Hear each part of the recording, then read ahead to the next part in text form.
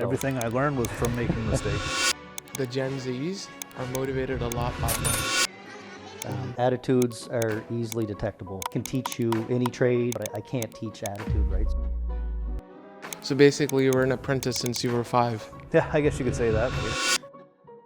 Thanks again, Colin and Nick, for coming in. It's a great opportunity for me to talk to the business leaders, and thank you very much for coming on Shake Hands, Take Names. I want to start with a little bit of your childhood stories, if you're comfortable sharing that, because it's a solid storyline. 2 friends from New Glasgow, in same high school, now business leaders in trade, specifically Nova Scotia.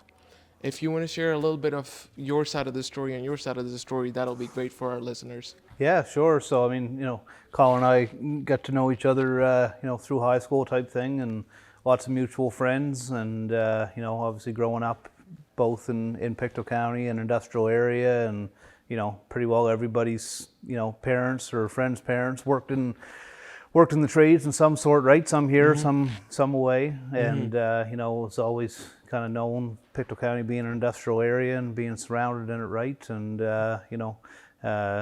later on in life, when Colin returned home from Western Canada, and I was evolving in my business. Our paths started crossing, more and more on that front. So it's funny how things work out at times. So, what's your take on that, Colin?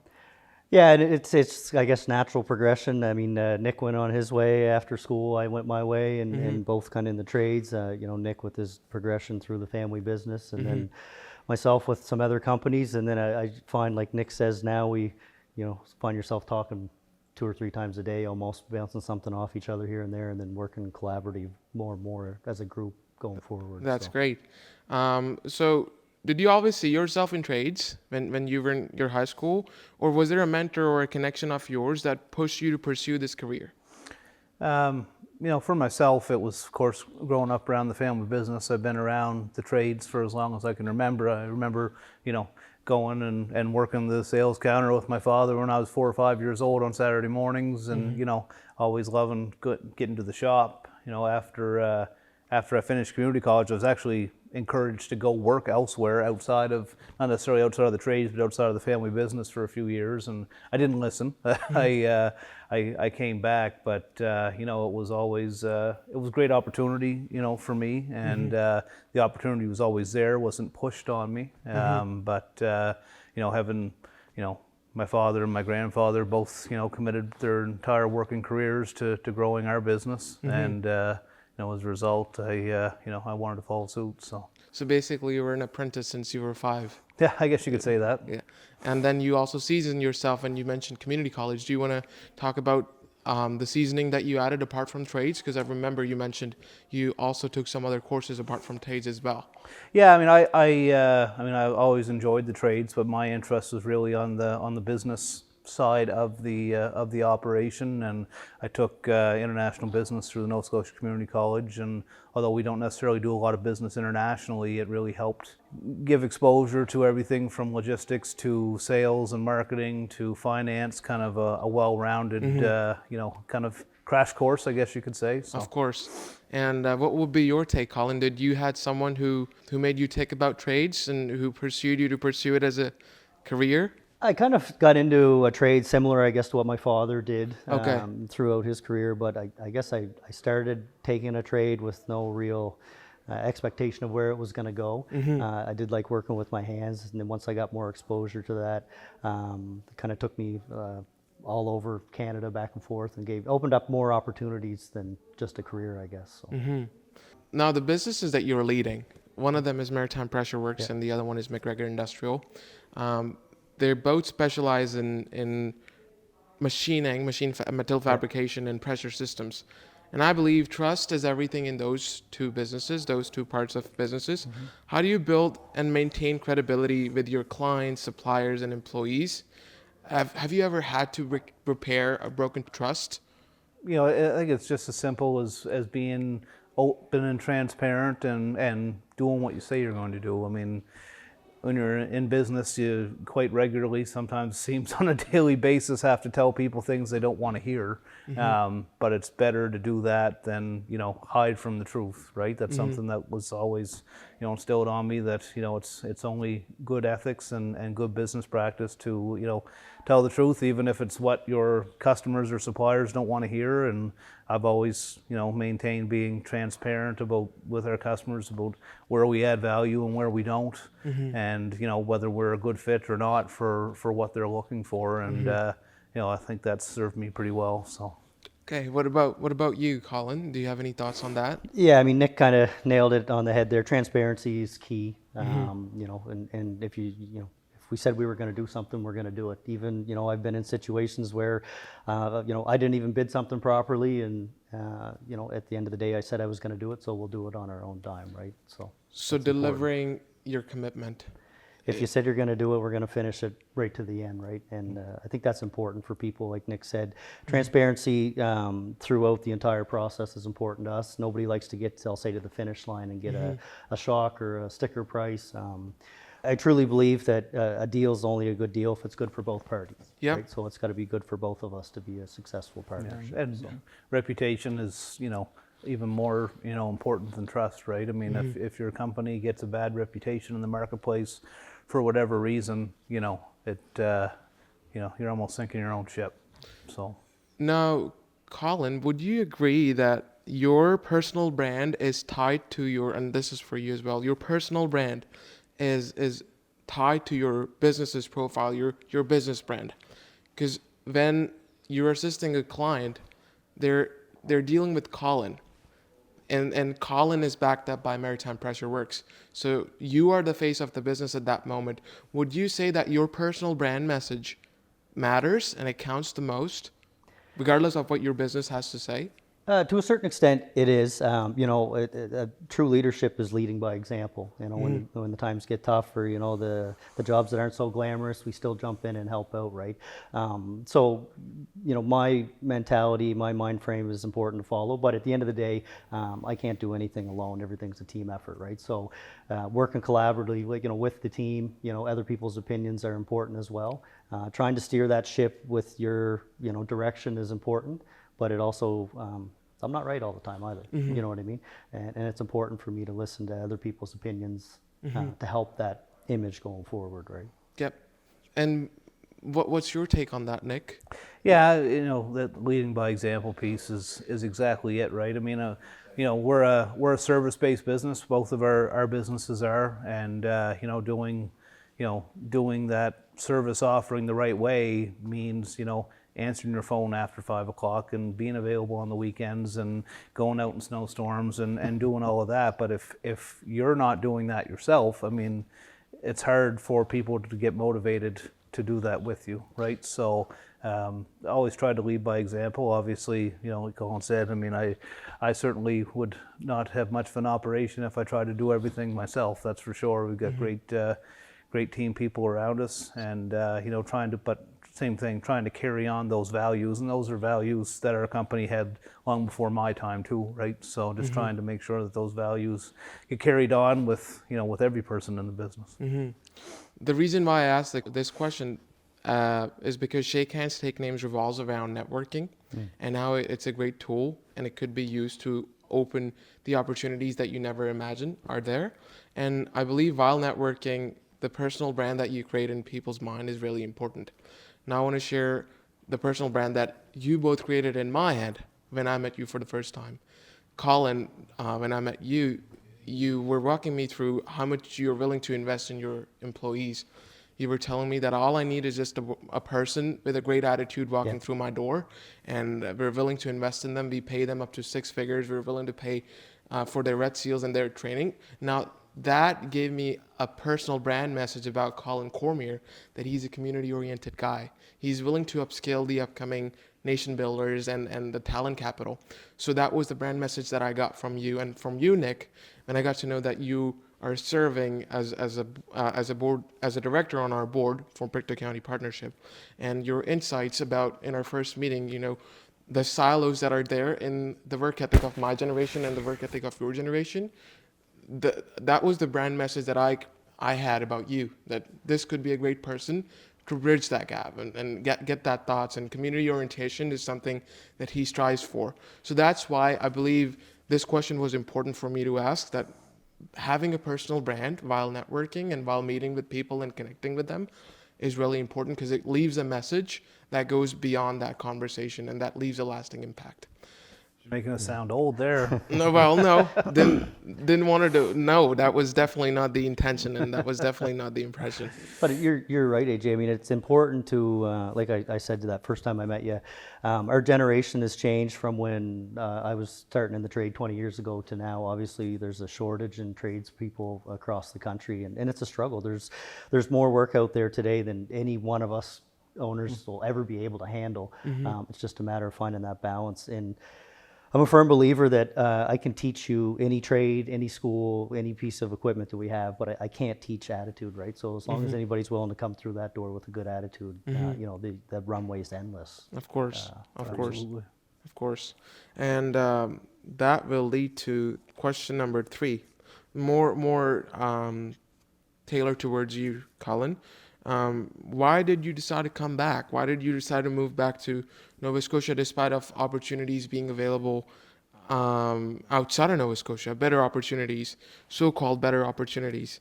What influenced the decision, and how did your local network help you? Now, to you, Nick, that question would be, why didn't you go out? So Colin came back, but why didn't you decide to go out and try to do your own thing? What was the thing that kept you here? What's the magic element in our region that sustained you both?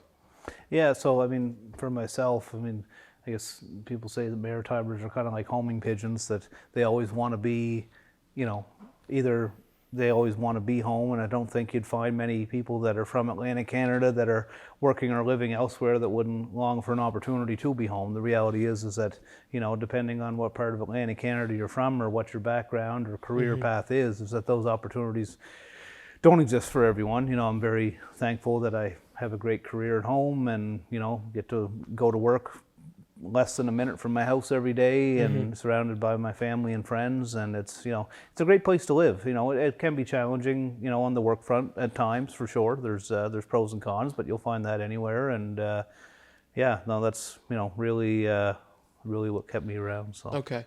And what about you, Colin? Well, you know, and it's changed in 20 years. So when I finished my trade in 2006, 2007, I didn't have any. There were no opportunities here for me in Atlantic Canada at that time. You know, there was a big boom out west, so I followed that. But I did try to get employment here, and it was tough, and there wasn't any opportunities. Over the years, I bounced around, you know, for 10 to 12 years out there. But I saw the shift in the industry in Atlantic Canada growing, and the need for more tradespeople. I did come back with no job. And thankfully, it didn't take long through a little bit of networking and getting that word out there that I ended up, you know, finding a job almost right away, which, you know, after 3 or 4 months landed into where I'm at now with Maritime Pressure Works, you know, 7 years ago. So Wow. And if you don't mind me asking, can we talk a little bit deeper about that specific story? I'm assuming a network of yours and a connection of yours put in a good word at Maritime Pressure Works, and that referral worked out, and you ended up landing that opportunity, if that's correct. yeah, so it's pretty much bang on. I ended up getting a job through a mutual friend that passed my name on to somebody. I got a job, and I was actually working side by side with Maritime Pressure Works. They were I was managing a small scope of them under myself, and then after that job finished up, we kind of got to know each other very well, and it just kind of formed into a natural relationship that I guess I'll call home now. So you built a relationship and you sustained it, and that basically led you here where you're leading Maritime Pressure Works and managing the whole business now. Yeah. If that's correct. Yeah. That's great. That's how relationship building works. It doesn't happen overnight. You got to put in the time in it. You got to sow the seeds, and you can reap the benefits of it in the upcoming years. So the next question that I have would be, we kind of talked about this a little bit in our previous questions.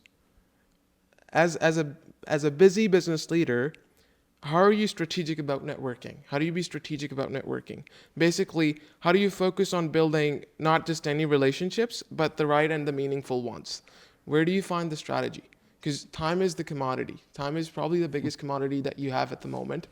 And where do you invest it matters the most. So what would be your take on it?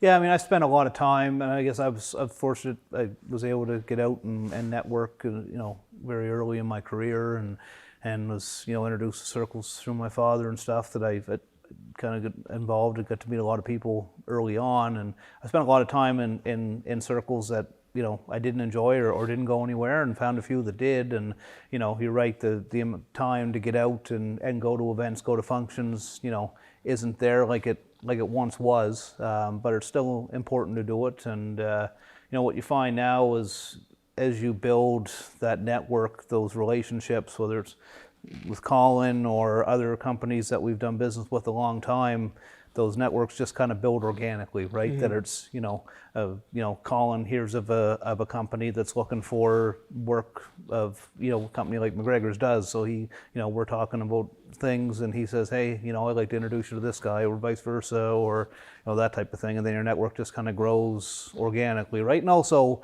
I think that, social media has a role to play in that, right? With some of the professional networking, groups like LinkedIn, for example, we use that a lot, and it's a great tool to use professionally. And I think it's just finding the right circles, and then making that circle bigger. Of course. Yeah. Do you have any take on that, Collin? Yeah, I mean, Nick's kind of spot on. I'll give Nick credit. I'll give him lots of credit when it comes to networking. He does a great job of it, of getting the word out there. And as an owner and a manager of a business, we're juggling 15, 16 balls here at any given time. And I don't have a perfect roadmap to networking, you know what I mean? But I found that that organic growth of networking is, when you're in the business, customers call you in a moment of need. They got a plant down there. It's an emergency for them. It might not be my wheelhouse, but, we all have that earning to help people get through it, whether I can help them directly or not. So it might not be me, but I'll pass you over to Nick, or I'll pass you to somebody else. And I realized upon moving back that as big as Atlantic, Canada is, it's an extremely small market, right? It's a small place. You run into the same people. You have the same people trying to fix the same problems, and you realize that really, really quick, right? Of who you can depend on. So Now, going back to the example that you shared, that if Nick comes across an opportunity which may not necessarily fall under his working scope, but he knows that could be a MacGregor job, so he could refer that to you, or he could refer that person towards you, but he needs to have that credibility in his mind that if I put Nick on the spot, I know that the job will be impeccable. So I guess while networking, you're also creating that messaging and brand image that whatever job that we're doing, it's going to be impeccable. That's why Collin is able to refer someone to you if he gets across to that opportunity. Is that correct? Yeah, I mean, it's you kind of build your team, right? And obviously you have your internal team, but you've got your external teams as well. He said there's really very, very few companies out there that do it all, right? And even if they do it all, they probably don't do it all well. So, we have a number of partners that we work with depending on what the requirement is, because going back to what Collin said, it really does come back to helping people, right? You're helping them solve a problem, resolve a challenge, and that's honestly kind of the fun part about it, right? Is that you're helping customers solve problems, and it might be something small and insignificant to you, but it could be their whole operation, right? So just being able to connect those dots, it's enjoyable.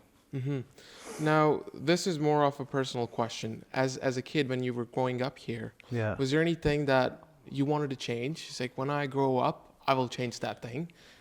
Did you have anything like that in mind? And now, when you are grown up, are you doing anything to make that change specifically yourself? So when you're like in the area or in the area. So for an example, Collin was saying that when you graduated, there was no opportunities, but then the opportunities started booming up here in Atlantic, Canada. So my question would be, do you have any struggles from your childhood that you thought that when I grow up, I'm gonna make that problem go away, or at least I'm gonna try to solve that problem type thing? Yeah, I mean, obviously, growing up here, we've basically seen the decline of almost all major industry here, right? There was, thousands of people, literally thousands of people employed in the steel industry in Pictou County in one way or another, and really most of that evaporated just as we were entering the workforce, right? With between the the rail manufacturing facilities, foundries, so on, and later on in the forestry sector. So, for me, anytime we have an opportunity for someone to at least stay home or be home more often. Obviously, we both have crews that work all over Atlantic Canada and beyond, so not home every night, but an opportunity to stay home, stay closer to family. I mean, that's always been a driver. I was very fortunate to have my family home every night when I was growing up, and it's a great way to grow up. And any chance that we can do that and help a family have that opportunity as well is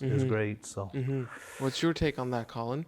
I mean, growing up, I was lucky to have a mentor younger in my career, and I would have to give them credit to where I'm sitting today, right? And that was a big thing that I noticed growing up in the trades too, was trying to be approachable to the younger generation, right? The trades not every day are glamorous. You're not going to have a perfect day in the trades, but being approachable and having that mentor that can walk you through your career, and you're going to make mistakes, but coach you along through that's important. And there's, with today's industry, there's still a lot of companies from, I'll say, outside Atlantic Canada that are still trying to do a lot of work in Atlantic Canada. There's lots of jobs that myself and Nick run into on a day-to-day basis that could easily be done by contractors from outside Atlantic Canada. And I find, maybe it's our drive or our stubbornness that, we're not willing to say no. Construction's got this roadmap where it makes it, it's not easy. You could start out with your plan Monday morning. By 7 o'clock, you can throw your plan in the garbage, and you got to be able to react to it, right? And having that commitment just to say, no, we'll figure it out, which kind of ties into, I'll say, this networking that, I'll call Nick and I'll say, Nick, I took a project on that I think that we can do together. Let's put our heads together and, You got to have that relationship. You got to have people that you can call upon. Exactly. When, sometimes you step a little bit outside your wheelhouse, but it's, might be Nick's strength, so we'll leverage that. Say yes first and figure it out later. Yeah. So you're only going to be able to give Nick a call if nothing happened in high school, and I'm hoping that nothing happened in high school. Well, we're still talking. Yeah, that's right. Okay, Right, great. We can cut that part out if you'd like. Yes. Can you share a recent business success, a recent milestone in your respective businesses that happened because of the connection you built? So yeah, we kind of relay into that now. Is there any recent big success that you would like to highlight in your respective businesses that happened because of a connection or a relationship that you nurtured over time? And how did you build that credibility? I guess we answered the credibility part first, but more like the highlight of that outcome of building that relationship, if you want to highlight a recent milestone. You keep highlighting lots of them on LinkedIn, and I'm in love with that. Yeah, well, I mean, I guess one that comes to mind for me for sure is really thanks to Colin and the Maritime team of, they've really been a big catalyst in our expansion of our field services business unit, right? They made some pretty key introductions for us and clients outside of Nova Scotia, New Brunswick, and Newfoundland and Labrador that really, I'll say, kind of catapulted the growth of that arm of our business for us, right? And some of those are still good clients today, and that they would be opportunities that we quite likely would not have had without that. So. Yeah, that's a great answer. And your thoughts on that, Colin? Any recent success stories? Any highlight?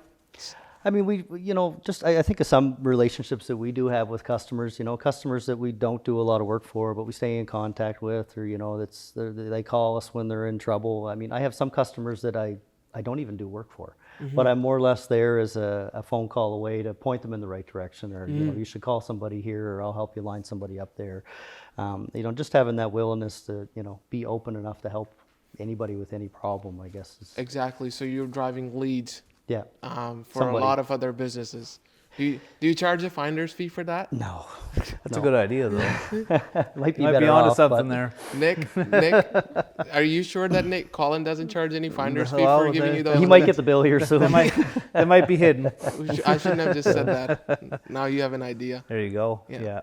But I mean, no, it really is a small world, right? And no, like Nick said earlier, no company can do it all. And they might say that they can, but behind the scenes, I know as well as Nick does that they're probably scrambling saying, Nick, I need 10 guys to come help me out and throw a Maritime Pressure Works sweater on and come help me. So Yeah.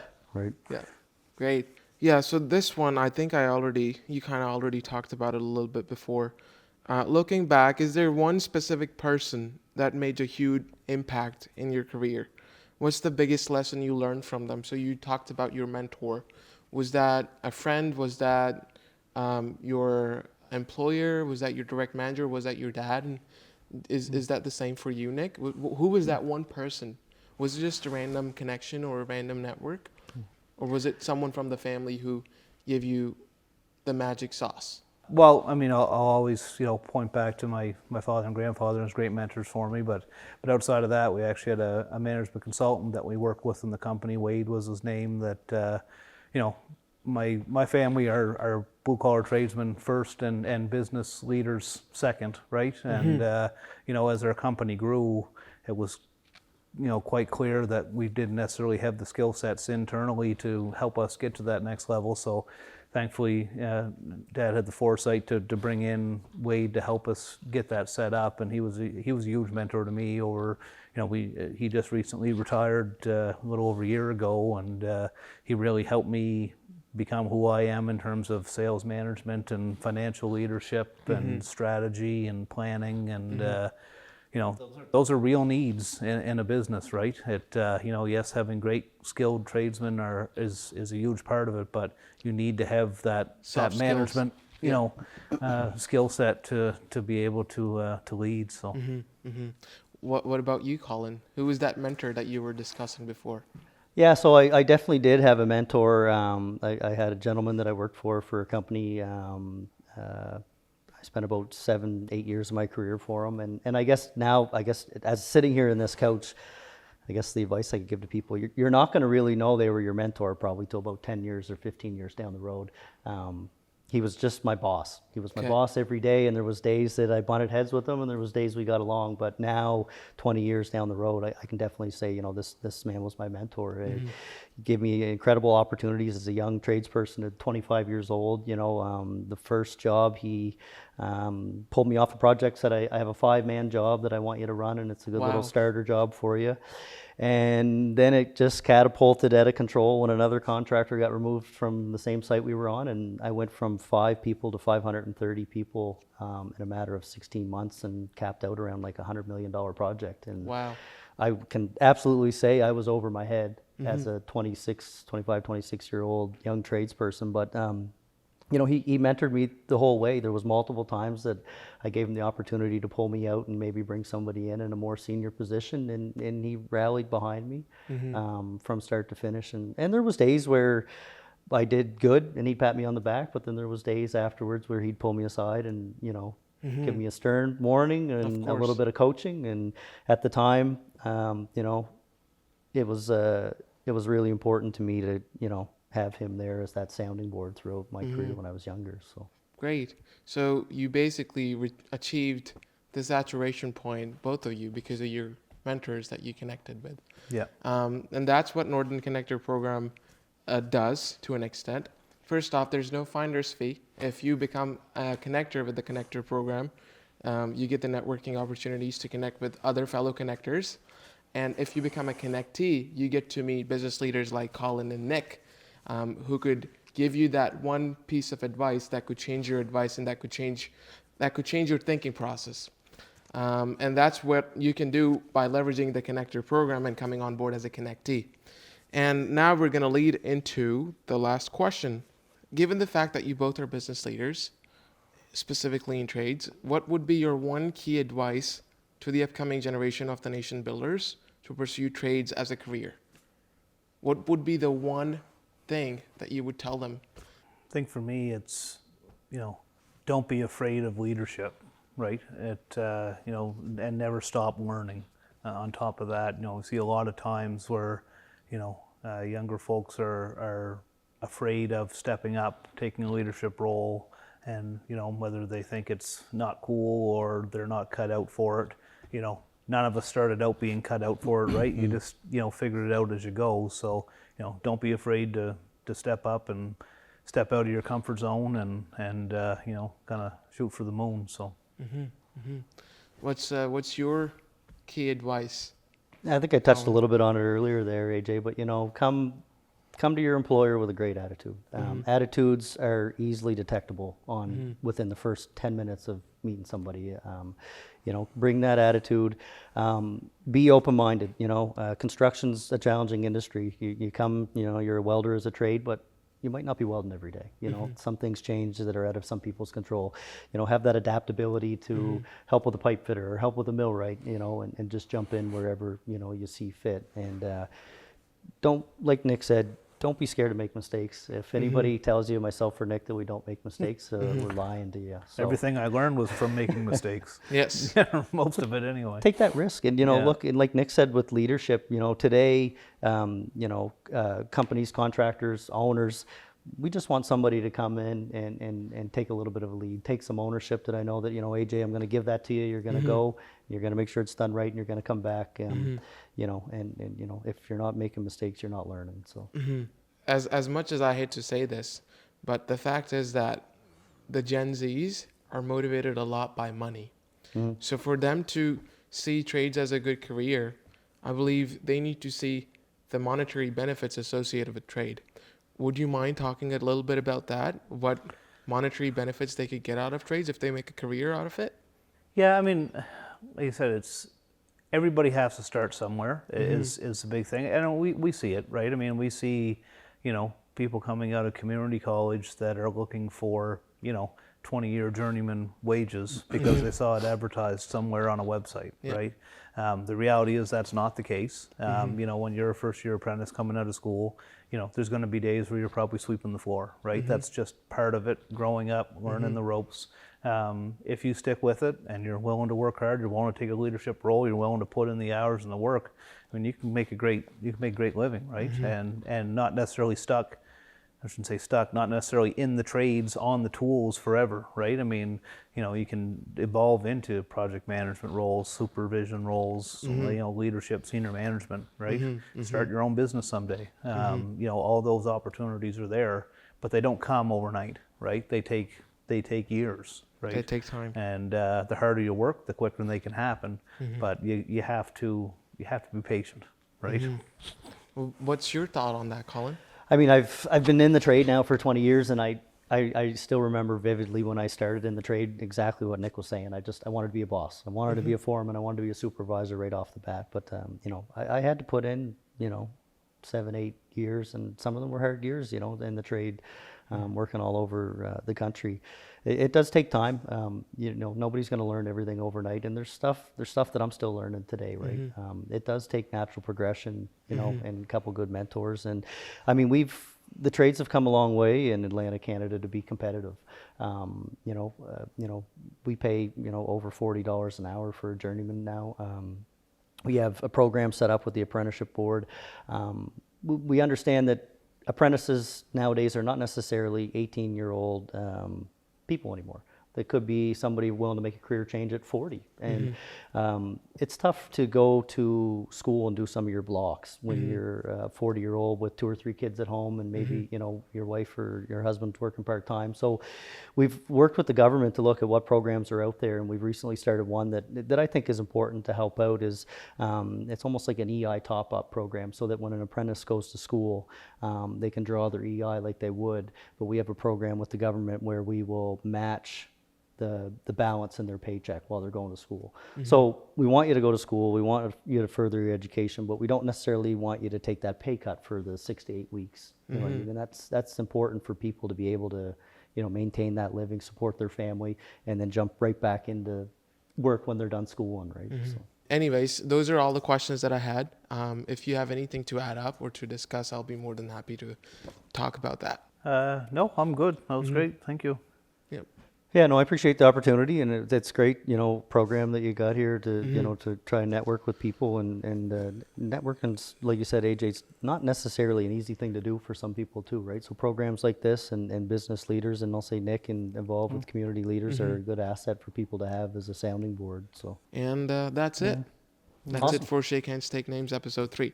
Thanks, AJ. Great. You're Thank you. welcome.